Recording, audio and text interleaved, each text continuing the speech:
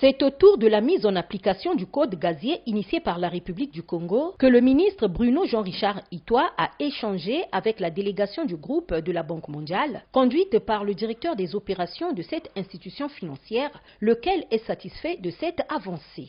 Nous avons un agenda assez important avec ce ministère. Il s'agit d'un partenariat plutôt technique sur lequel nous apportons un appui au gouvernement congolais qui a entamé depuis un certain nombre d'années une réforme majeure du code gazier.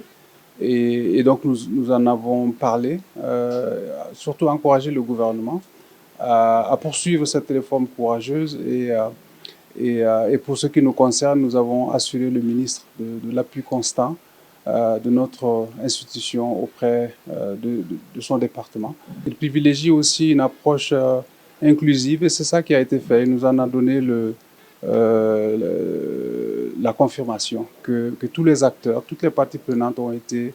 Les perspectives sont nombreuses pour garantir le développement de ce secteur. Le code, c'est une chose, après il faut l'appliquer.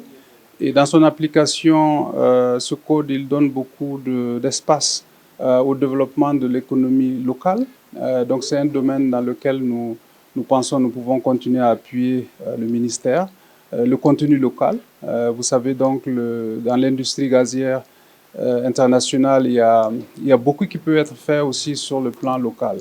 Les entreprises congolaises qui opèrent ici, comment les aider à développer les compétences, comment les aider à développer, avoir accès au financement pour qu'elles puissent financer leur propre développement et donc jouer un rôle dans cette chaîne de valeur de l'industrie. Donc nous avons parlé de ça et comment, dans une deuxième phase, on peut accompagner cette ambition du gouvernement. Les deux personnalités ont également échangé sur les atouts du sommet des 3 bassins qui s'est tenu à Kintélé du 26 au 28 octobre 2023. Sommet qui promeut la préservation de la biodiversité et la lutte contre le changement climatique.